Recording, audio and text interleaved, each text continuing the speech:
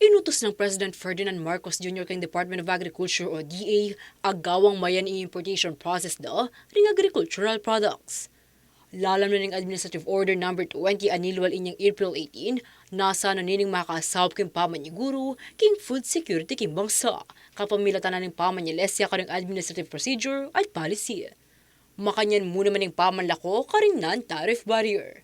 King pamamisita ng Presidential Sister at Senator Amy Marcos ng siyudad San Fernando, Pampanga ngayon Martes, April 23, sinabi ng masanting nemang effort ini o ning mayakit aalayang masyadong impact ang mga labasing extension at lifting na ng minimum access volume o MAV, lawas na kayong pamagbaba na ng presyo ng abyas. Pero sa inaasam-asam natin, sa bigas, palagay ko hindi na yan makaka-apekto.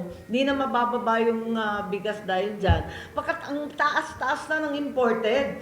At kung tutuusin, dito tayo sa Central Luzon, pati sa Northern Luzon, katatapos lang ng anihan. Ito na ang pinakamababa. Pataas na lang ng pataas to. Yun ang masamang balita, kahit ano pang gawin sa MAV. Pero inaasahan ko na makatulong ngayon sa ibang mga produkto, katulad ng sa sibuyas, ng mga isda, palagay ko may impact din yan sa pork.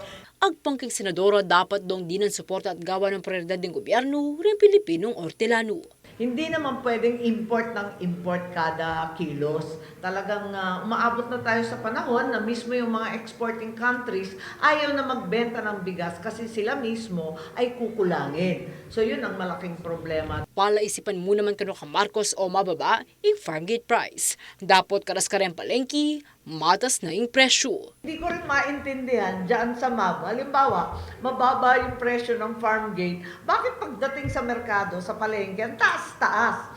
Ang sibuyas namin, bagsak na bagsak. Hindi ko maintindihan. Umaabot ng 22 pesos, bumagsak pa minsan ng 8 pesos. Bakit pagdating sa merkado, higit 100 pa rin? Hindi ko talaga maintindihan. Sino ba masyado naman? Labis-labis naman ang kinikita. Ba't hindi hinuhuli yan? At tatandaan ng metong kanyang campaign promises ng President Marcos Jr. ay ng 2022, inggawan niyang 20 pesos per kilo yung abyas. Dapat hanggaman ngeni, mamilungan niya pamurin ng presyo na nini king 49 hanggang 60 pesos balang kilo. Ako, ingkaya ko yung talasuyo. Liya na kanilaw, ating pusong makabalin.